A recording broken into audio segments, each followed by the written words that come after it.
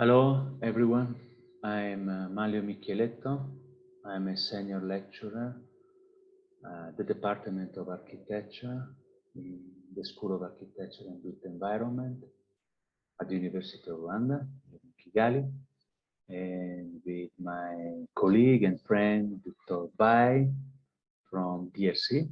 He's working at the Faculty of Architecture and Urban Planning, Kinshasa. We are going to present a research titled A Lesson of Sustainability given by the Modern Heritage in the DRC Congo, the Secret Architecture of Paul Dequeker. The aim of this paper is to examine part of the vast heritage of the tropical modernism in Congo, and also the sustainability already embedded in a precise architectural language, the tropical one, and also its application in the design process, analyzing quintessential cases of Paul Dequeker's work, especially targeting the sacred architecture. The paper is analyzing 4 projects, just 4, of Paul Dequeker in Kinshasa. The Christ-Roi Church, built in 1961, the St. Luke Church, built in 1963, the St. Augustine Church, built in 1977, and the St. Raphael Church, built in 1988. Kinshasa. Briefly, I introduce the context. This is a postcard from the 60s, so just after the independence achieved in 1916 by DRC. And this picture is taken from Brazzaville. Kinshasa and Brazzaville are the closest capital cities in the world.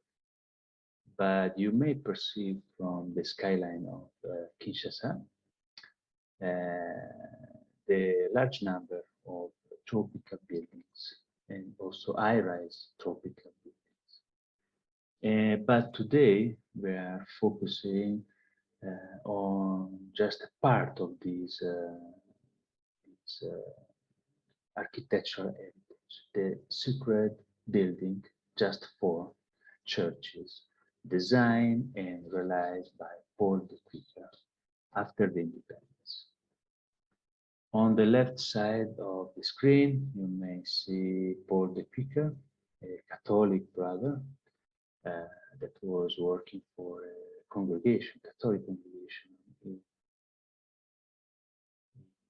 DRC Congo, on that period also called Zaire, sitting on a drafting table. And on the right side of the screen, you see one of the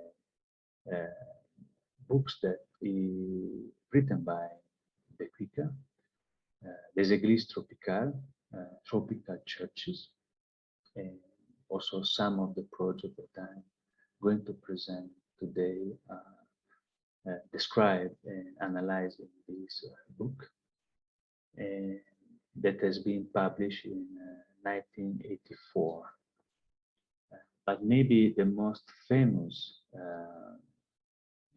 book and text written by Paul Dequeker and Kanene, that is still a professor of urban planning in Kinshasa, is titled L'Architecture Tropicale, so tropical architecture, theory and mise en pratique en Afrique tropicale humide. So tropical architecture, practice and theory in the humid tropical climate or African region.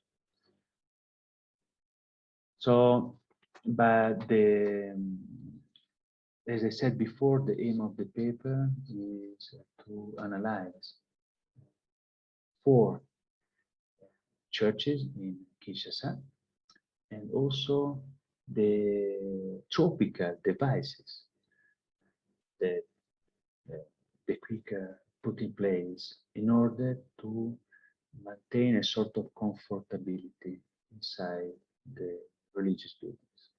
This is the Christ-Roi Church, built in 1961.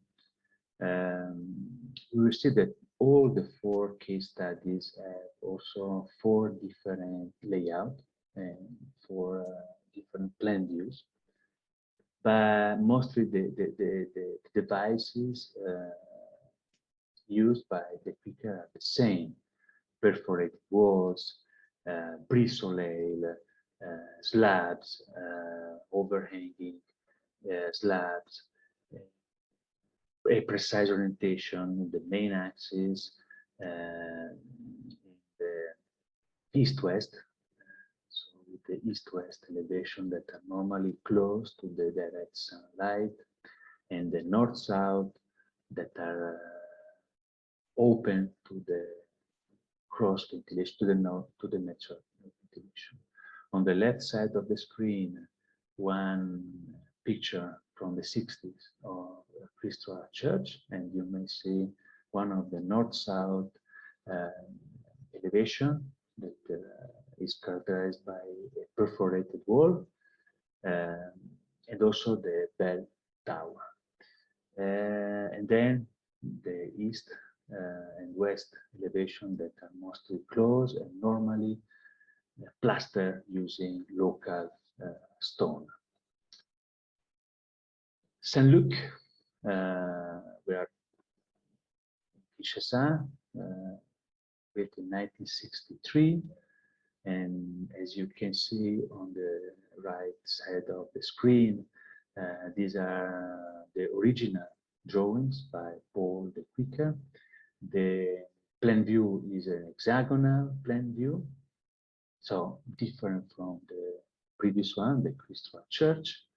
What is interesting on this side, on this church, is the roof. That is a concrete slab with 4 slopes, and that is sheltering the indoor space. Again, we